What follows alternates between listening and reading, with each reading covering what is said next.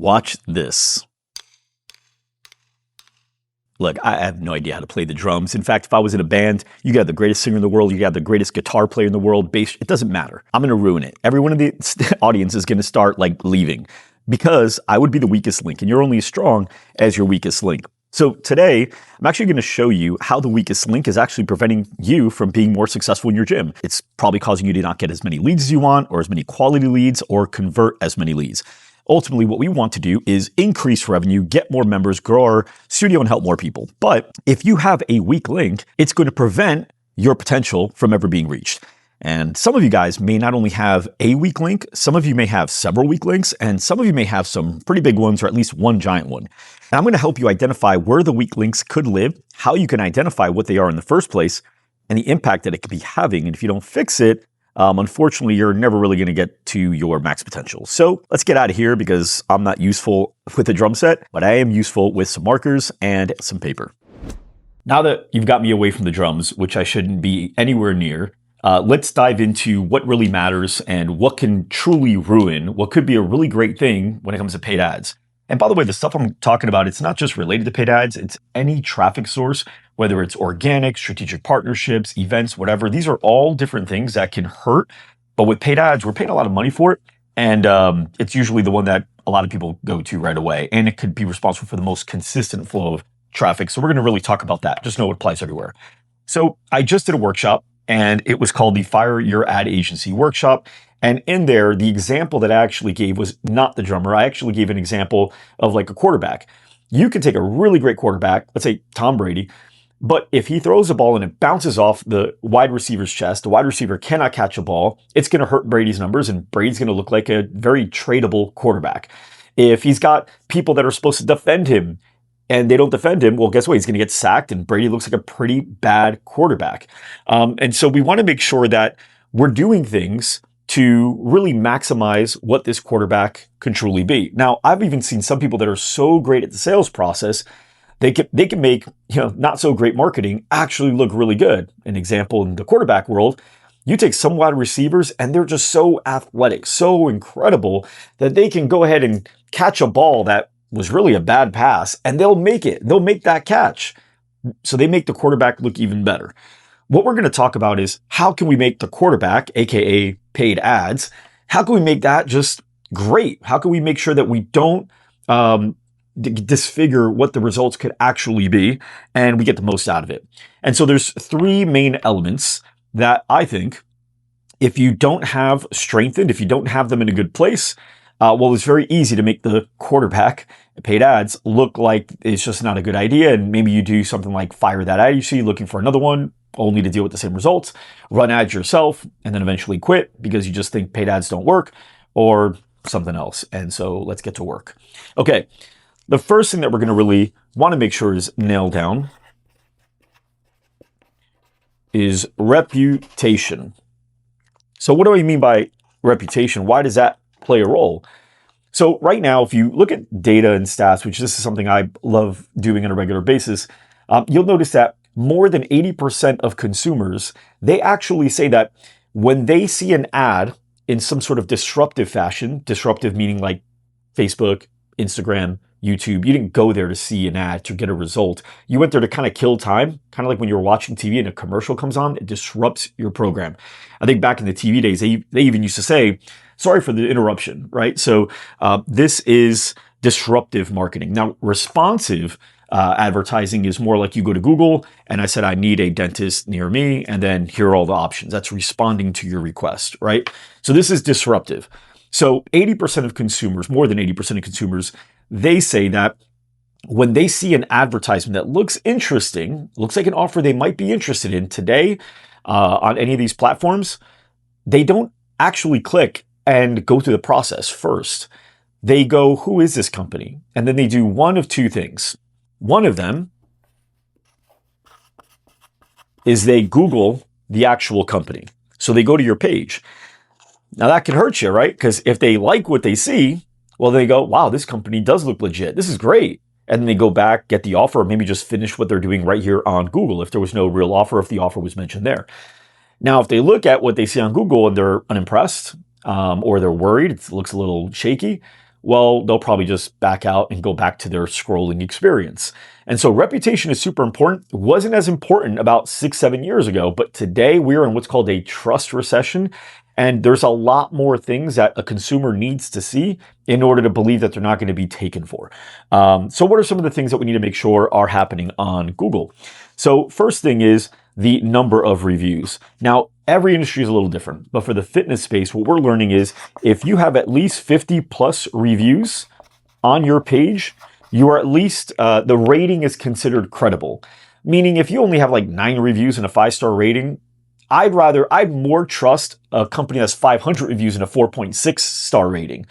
But they have 4.6, you have a 5. Why would I want the 4.6 over the 5? Well, because 9 5-star reviews is not as trustworthy as 500 4.6 star. You probably choose restaurants in a very similar way. Now, what I'll also tell you is this number is not fixed. If let's say your top 3 competitors in your area, they've got like 300 reviews, 200 reviews, 400 reviews, your 50 is going to look pretty like shaky.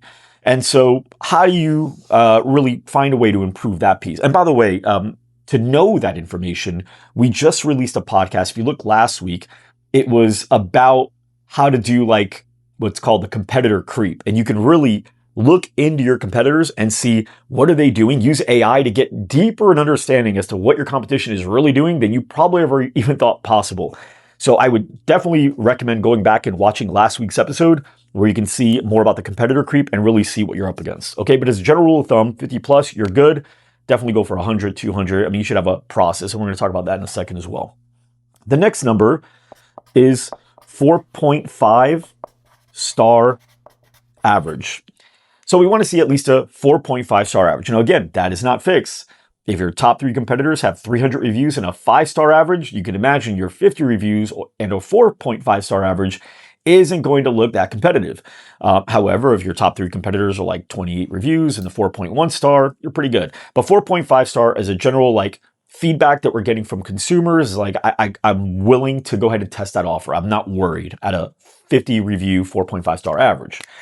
Now, this next part is where that 50 continues to scale, but more than just the reason of we want more reviews, but also because of how consumers shop.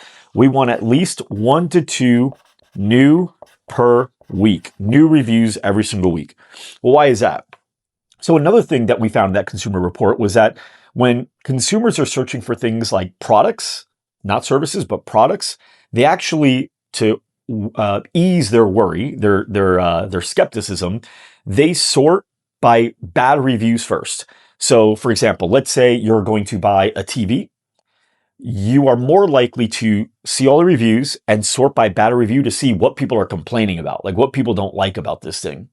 However, when it comes to services, consumers are actually sorting by newest, which Google doesn't automatically sort by newest. So they'll sort by newest. What is the most recent? Like how have you been lately kind of thing.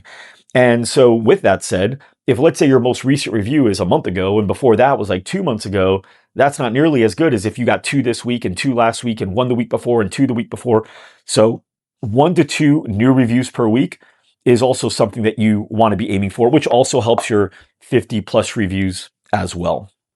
The next thing, and this is something that right now 1 out of 9 gyms are actually doing. So it's a pretty open market. And with that stat, it's very likely that the people that you find in the competitor creep video, like who your competition is, it's very likely that most, if not all of your competition isn't doing this next thing, which is in your Google listing, actually updating your offer. And every time you release a new offer, updating that offer and make it so that people can click on that. So why is that really good? Because if let's say somebody finds your ad on Meta, Instagram, or Facebook, and they go, let me just see what this company's all about first before I give them my information, swipe out, they go to Google. Now they go to Google and they see the exact same offer there after they've gotten the confidence. They saw you got 100 sub reviews and a 4.9 star average, and they go, okay, this looks pretty good. Oh, there's that offer. Now they don't have to go back to Instagram. Them having to go back and take another step in marketing, that's called a friction point. You're creating another obstacle for them to do to get there. I mean, what if they go back and all of a sudden the feed refresh? We all know that feeling, right? So if they go back and the feed refresh and you're gone, well, there's a good chance that they just might be like, I'll look at them next time. But if they go to your Google, which a lot of people will, and they go, oh, there's that offer, the friction point is gone, and they could take action there. Will you not get the credit on Instagram? Maybe not. Maybe the attribution won't pick that up, but who cares? What we care about is getting more business. And if at the end of the day, you look at your month and you go, wow, we've gotten a lot more sales than we normally get, even if not everything was able to be attributed to Meta, you could still look at that and be like, well, you know what? Just in whole, every time we advertise, we get a lot more business. So put your offer in there and update it. Whenever you got to have a checklist. Anytime you create a new offer, you got to make sure you update it there, as well as Google, as well as your Instagram bio, which we're going to talk about, your cover photos and all your, socials, your email signature, your front desk stand, everything. Like everything, there's a checklist. Where do we have to update that offer? One of them is Google. And then last thing I would say is like a must. Case studies. So usually the pictures that are on Google, someone's Google listing, is often like the first few pictures that that company uploaded, and then whatever pictures reviewers or people that went to your listing have uploaded on their own. Some of them aren't really that good. What you can actually do is upload your case studies. And what that could look like is a picture of one of your clients, maybe one of your clients with you or with one of your staff members, doesn't really matter. And then maybe a box that has text in it that is a snippet from a quote. Maybe she left it on Google Reviews as an example. It could also be a before and after, where you show a before and after of the same person. So showing proof of the results that this person wants is important. People are looking to join a gym for one of two reasons based on what we're learning in data as well. And believe it or not, for years, it was always results. Results was the number one reason people were joining. And now community is 56% of the number one reasons of why somebody joins a fitness studio or boutique gym. They actually are looking for a community. But still, the next one up, and it's like 38% or 39%, was results. So with that said, make sure you highlight that we're not just a fun gym that has a great community, but we actually deliver really great results. And then the other images that you want to show in there are your community. People high-fiving, people hanging out, doing fun stuff together, videos of that. All that's really great. And in your case studies, the snippets could highlight the fact that they love the community here. They've, got so much more support than ever. So think about those being the two big reasons, and that being the content that you want in these snippets. All right. Google is one of them. What's the other thing people are going to look at? Well, what they're going to look at next is your Instagram. That's the next most looked at place that a consumer will look at when they see an ad and want to just verify, like, who is this place? Now, what we're learning is things are starting to flip. A lot of leads used to come from Facebook, and then Instagram was second tier. But right now, what we're noticing is a lot of the meta results are coming, as far as purchases made, they're coming from Instagram, not Facebook. So Instagram is becoming the leader. So that means most of the people that are going to buy anything from your offers are going to find you on Instagram. And it's very easy for them to just go, who's this company about? And then just click on the handle that's running the ad, which it'll be your company name. So if your company name is GSD Gyms, you'll click on GSD Gyms, and now I'm on GSD Gyms Instagram profile. So now they're here to check you out to make sure, is this company legit? Like, who are these guys? Great offer, but I don't know who these guys are. Again, we're in a trust recession. So what are some of the things that consumers say they look for on an Instagram profile? And these are things that can help improve your odds of getting more leads into the end zone, right? You don't want to just get into the 10-yard line. Okay, number one, this is an obvious, is who you are and who you serve. So who you are and who you serve. Like for GSD Gyms, what we do here, we are where the best gyms go to grow. And if you are a boutique gym or fitness studio that wants to get to $100,000 and beyond, then you come here. And by the way, if you want to know how we even do that, you can just go to 100kplan.com and you'll watch a video that shows you exactly how to do it. Or you can click on the link in the description and we'll show you exactly how we help more gyms than probably anybody else on the planet get to $100,000 a month in revenue without them being the bottleneck. Okay, so who you are and who you serve. Okay, the next thing is, and this is great because you can pull it from here. Hopefully this is good. Your Google reviews and rating. So what does that look like in the bio? So it would be like, let's say it's, let's say your Pilates studio, GSD Pilates. Then it would say, we help Scottsdale residents live longer, feel younger, and perform better in less than 60 days. And then below that, it'll say you'll manually type in whatever it is. You got to make sure you update it. 298 5-star reviews on Google, right? So that's something that you add in as well. So this way you could save that. They could see it. You're just increasing the trust factor. The next thing you want to have in there, again, similar to here, you'll probably notice some patterns here, is your offer. So the next line in your bio would say, free week trial or 30 for 30 or whatever your offer is. And then you'll have a hand emoji that's pointing down, and that'll point to the link where when they click on it, that pulls up their offer and they can go ahead and grab it. That'll usually go to the landing page. Okay. The next thing that you want to have is your 3 pinned posts. Now, what do you want to have on those 3 pinned posts? A lot of people waste these. They just usually put up the thing that got like the most likes and the most views because they're like, I want people to see how many likes and views we got. People don't care how many likes and views you got. What they care about is what you do, can you help them, and what's in it for them if they do it today. And so for the 3 pinned posts, what we like to have is number 1, highlight reel, and specifically reviews. So I want people to see a highlight, like a compilation of all my existing members saying all these wonderful things about what we do. And it's now in their words, right? Which is great. The next thing you want them to hear is, in your words, who are you? Now, this could be a video where you're just saying, so we at GSD Pilates aim to blah, blah, blah, blah, blah, and you just tell your story. You could also have an Instagram carousel that shares who you are and what you do and who you help. And the last thing, and this is also to be updated, is your offer. Notice, by the way, offer. You want to continue to make sure that they know what they've got available to them because people like to take advantage of an offer. This isn't my opinion. This is what marketers and advertisers have been talking about for many, many years. So we want to make sure we include that. And then as far as a cadence goes, to help you hit the algorithm, you want to make sure you're doing at least 5 posts per week. And you want to do daily stories and have at least 1 link in your stories per day.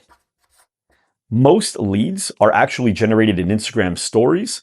So when you post a story about your offer or what you got going on or an event, click the link, you'll be saying it, or you point to the link to actually learn more. And that link could go to a DM, it could go to a landing page, whatever you like. Okay. So before you run ads, and you could start running ads and do this as you go, but it's very important before you judge the ads, I guess I should say, is that you're making sure that your reputation is clean.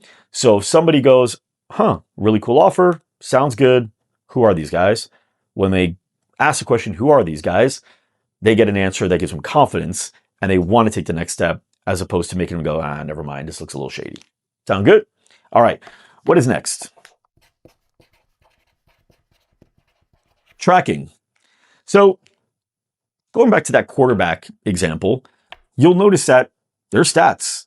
There's stats on that particular wide receiver, how well he's done. There's stats on the kicker. There's stats on the sacks. There's stats on the quarterback. There's stats on all these things. Why? Because those stats help you identify what the real problem is, not just a symptom. So if, let's say, Tom Brady is showing that, or let's say a wide receiver had all incomplete passes today, you could be like, okay, well, whose fault was that? Was that the quarterback or the receiver? And then you look at the other receivers and they actually had a lot more completions. Be like, okay, well, it looks like he's the one that's not catching balls, right? And so it's the same thing here. We want to identify, hey, before we judge the ads, is there something else that's causing a problem? Because if we fix that, the ads look better. Now, as a reminder, I don't sell ads. So if anybody's like, wow, he's making ads sound really good, he's really selling up ads. I sold my ad agency 2 years ago. I don't have an ad agency. I don't have anything to sell to anybody that wants paid ads. That's not my world. But I do believe paid ads work really, really well. But I think a lot of people fail with paid ads and they're blaming the wrong thing. And this will help you make sure that you get actual results, like the many studios that you've probably seen that do get really great results for paid ads. And you're just wondering how come their agency sucks for you. It's not necessarily that. So what are some things that we need to track? Well, we got to go down the line. Once a lead fills out the form, what are the next steps? Well, first is your contact rate. Meaning, if I got 100 leads, how many did I actually get to respond? Whether it's answer the phone, text me back, email me back, whatever it is, okay? And for your contact rate, you want to aim for a 70% contact rate. Meaning if you got 100 leads, 70 of them actually answered or replied or responded or called you back at some level, okay? You're going to have 30% of people just ghost you. I have no idea why. That is the way it is. Some people just don't give you the right phone numbers. Some people just don't answer their phones. It doesn't matter. Bottom line is our top $100,000 gyms, 70% contact rate would be considered very healthy. Okay. Your next thing is your booking rate. So of the people you talk to, not of your leads, okay, of the people that you talk to, of this group, we want to have, guess what? Another 70%. Now, you might say, well, Mike, why not 100%? I got them on the phone. They fill out the form. They should want it. Well, there's a couple of reasons. Number one, they may not be a good fit for you. Number two, they might have just forgotten the fact that they filled the form or changed their mind, or they might be really far. There's plenty of reasons why you may not want to waste your time selling this person and vice versa. And again, some people just change their mind. So 70% is what we see the $100,000 studios really aim for. And do we have people that are booking 85, 90, 95%? Absolutely, we do. But this is a really good like zero of a bench, okay?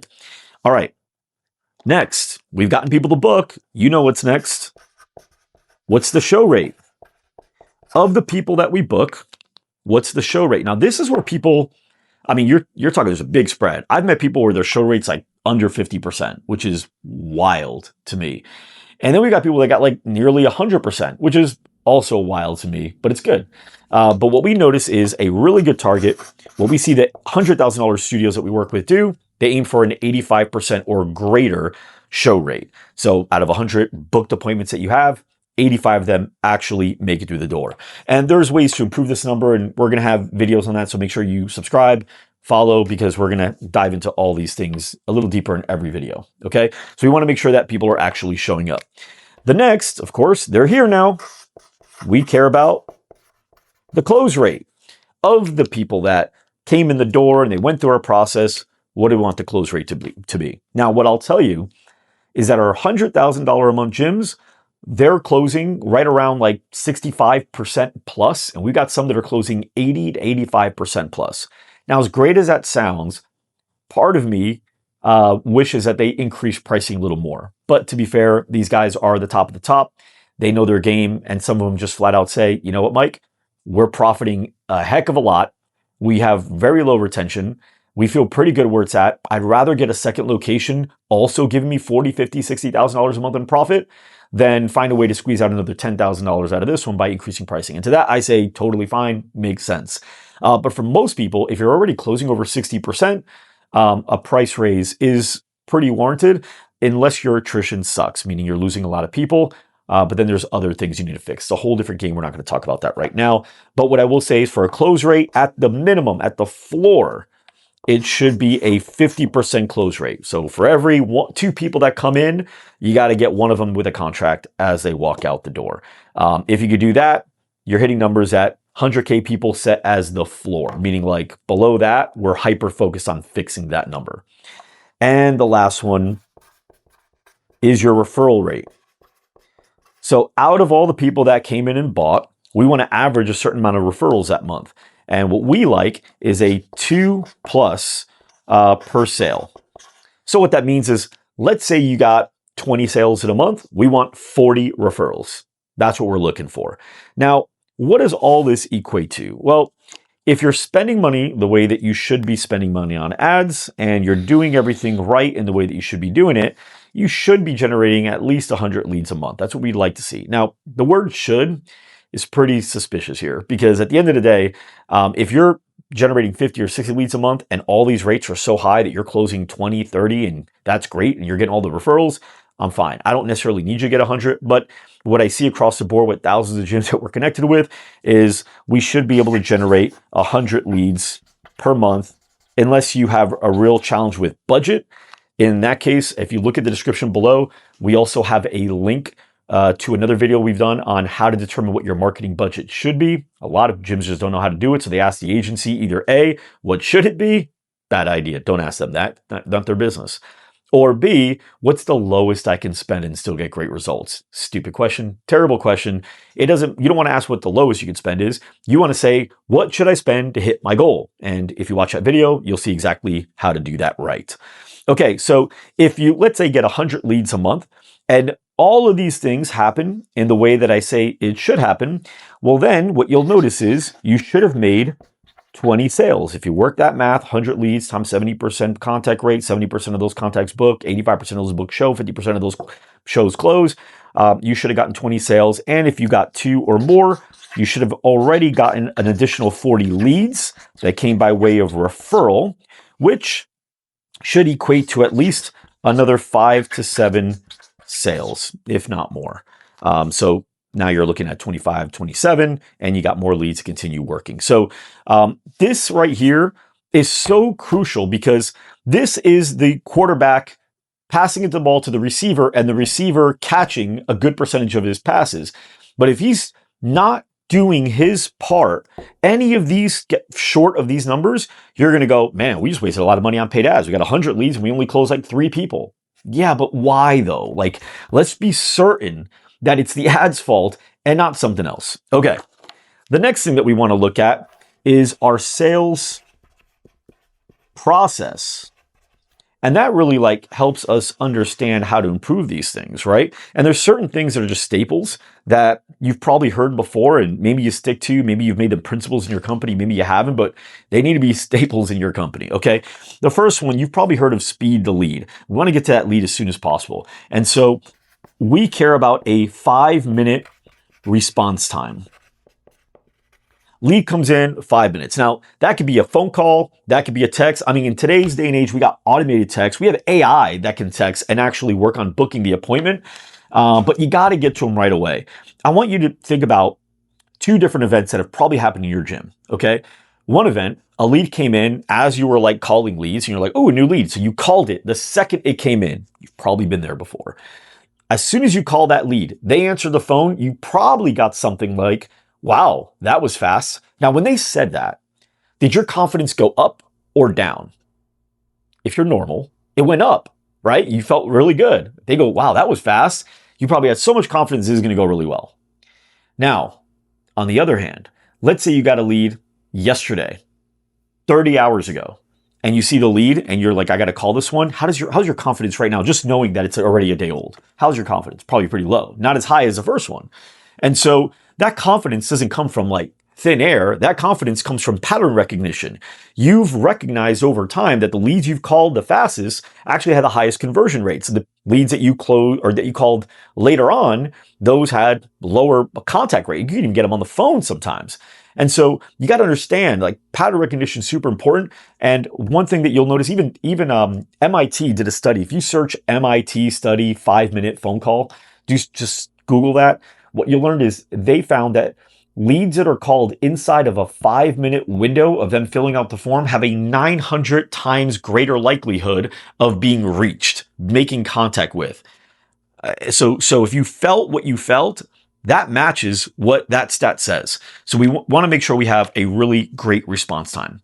The next thing is you want to, as far as your booking, you want to book today when possible. What do I mean by that? That means I'm on the phone with you. You're the person I filled out the form. I'm booking you. I don't want to say, so when works for you? Because they're going to say something dumb like, how's Monday? And today's Friday or today's Wednesday. And that's just like the first thing they thought of because everyone wants to start on a Monday. Or maybe this person just thought they know they're wide open that day. But you'd be surprised that there's a lot of people that know they're wide open in 4 days from now, but that can totally come to one right now, like today. And so when I'm talking to you, I don't want to say, hey, When does it work for you? I'm going to be on the phone with you and I'm going to say, hey, sounds great. Okay, so really quick, we actually, which is rare, we have openings today and there are some of our top classes. Can you make it in today? Because this one would be a great one for you to come to. We've got one at 4, one at 5, and one at 6. Which one works for you? Right? So you're like today, because time will decrease the probability of them actually becoming a member. So you want to make sure that that doesn't happen. Okay, the next thing that you want to do is what's called the double call. It's a cool trick that's been happening for years and across industries, but double call is basically you call somebody, they don't answer, you hang up, don't leave a message or anything, and you call right back. A lot of people, again, we're in a trust recession. They don't trust the number that's calling in that they don't recognize, but they did fill out the form. They just don't know it's you calling. And so what I do is call, they don't answer, hang up, call right back. When they answer, they go, hello, because they see a second number, the second time it's calling. That's unlike a telemarketer. Telemarketers do not do that. Usually it's a personal contact that does that. They answer, and then you just address it and move on like it never happened. Here's how it sounds. Hey, I am so sorry to call you twice here. This is Mike from GSD Fitness. I just saw that you requested a free week with us. Is this an okay time? And that's it. You just move on. Okay. Double call works really great for increasing your contact rate. The next thing that you want to do is book 2 for 1. What does that mean? Okay. You actually get more leads from the one lead you got. Hey, Chris. Okay, so we got you down for 4 o'clock today. And just so you know, this is like one of the more popular classes we have. And it's usually packed. Like normally you can't get a spot in that same day. But there's actually 3 spots open for this particular class, which is incredibly rare. Somebody might have canceled. I 100% recommend bringing a friend with you because you guys are going to have a blast. Like, is there somebody that comes to mind? Like, who would want to go with you to this?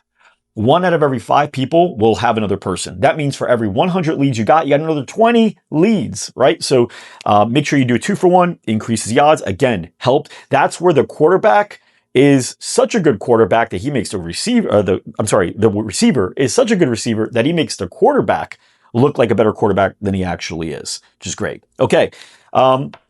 Next thing is around training. You want to do weekly sales training with your team.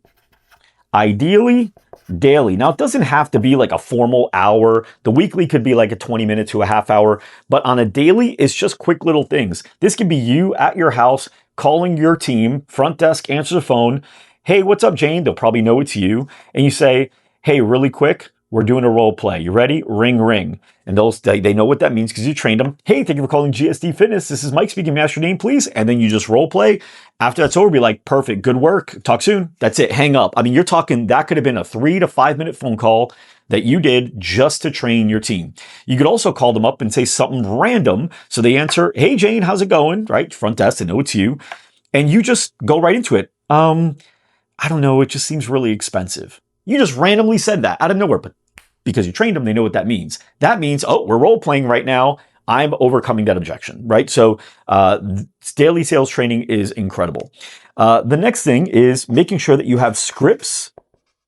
And when I say scripts, I don't mean like word for word follow. I mean just having a frame of things that people do. And that's for your booking. That's for your confirmation. That's for your intake when people first come in. That intro, what is that like? And then lastly, and do a lot of sales training here, your price presentation.